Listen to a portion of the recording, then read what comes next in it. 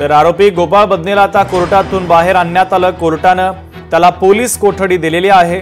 तो पोलिसांना शरण आलेला होता आणि त्यानंतर त्याला कोर्टामध्ये हजर करण्यात आलं आणि अखेर कोर्टानं महत्त्वाचा निर्णय दिलाय। त्याला पोलीस कोठडी देण्यात आलेली आहे। 30 तारखेपर्यंत आता गोपाळ बदनेला पोलीस कोठडी देण्यात आली।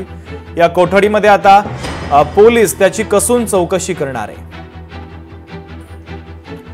दरम्यान आरोपीच्या वकिलांनी नेमकी काय प्रतिक्रिया दिलेली आहे पाहूया।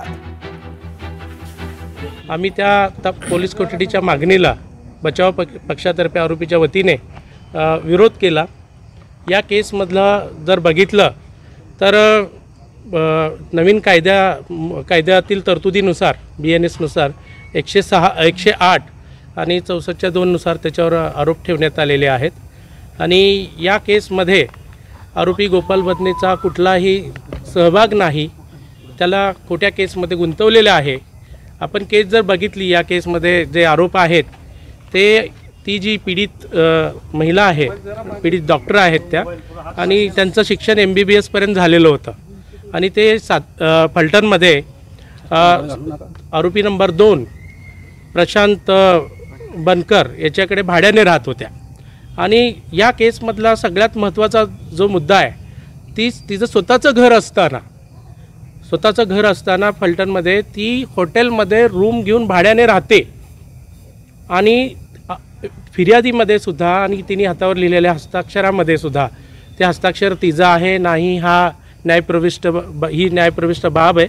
हस्ताक्षर तज्ज्ञाकडून रिपोर्ट आल्यावर किंवा तपासामध्ये त्याची सत्यता पडताळली जाईल, परंतु स्वतःचं घर आहे आणि असं असताना ती पीडित डॉक्टर महिला रात्री 1 वाजता हॉटेलमध्ये जाऊन रूम घेऊन राहते।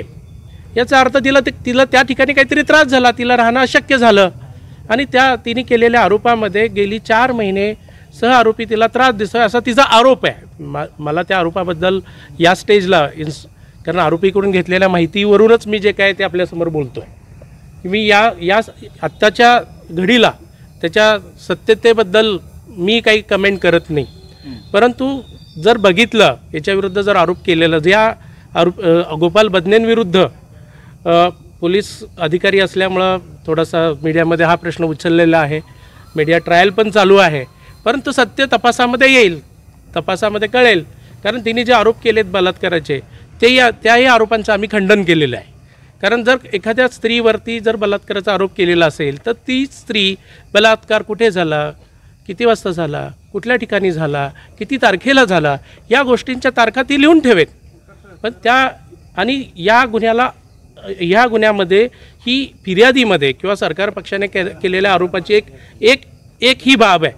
दुसरी जी बाजू आहे या गुन्ह्याची, कारण या केसमध्ये आपण जर बघितलं तर पोलीस अधिकारी तिला अटकपूर्व वैद्यकीय तपासणी करत असताना तिला फिट करून द्या असं काही आरोप केलेले आहेत त्यांनी किंवा नातेवाईकांनी केलेले आहेत। तर त्या आरोपाच्या बाबतीमध्ये ह्या ज्या डॉक्टर होत्या त्यांना नाईट ड्युटी असायची आणि त्या नाईट ड्युटीवरती असताना पोलिसांनी अटक केल्यानंतर आरोपीची अटकपूर्व वैद्यकीय तपासणी करणं, त्यासाठी त्यांना घेऊन जाणं हा पोलिसांच्या कर्तव्याचा भाग आहे।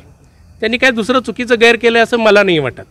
आता यांना ते करायचं होतं ह्या सगळ्या गोष्टी अनुत्तरित आहेत, परंतु तरीसुद्धा या पोलीस अधिकाऱ्यांनी त्या आरोपीची अटकपूर्व वैद्यकीय तपासणी वेळेवर करत नाहीत किंवा करायचे टाळाटाळ करतात आणि तपास करत असताना ते त्यांचं जे कर्तव्य आहे ते बजावत नाहीत। याबद्दल त्या पीडित डॉक्टर महिलेविरुद्ध जिल्हा शल्यचिकित्सक यांच्याकडे तक्रार अर्ज केली आहे आणि त्याची ती इन्क्वायरी चालू आहे आणि त्या इन्क्वायरीमध्ये सुद्धा त्यांचा जबाब घेतला आणि त्यांनी देखील पोलीस अधिकारी त्यांच्यावर दबाव आणतात वगैरे वगैरे। आता शेवटी आरोप केल्यावर प्रत्यारोप होणार।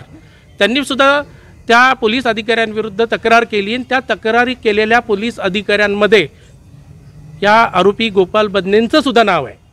मग इतके वर्ष लोकशाही मराठी ऐका, पहा, जागरूक रहा।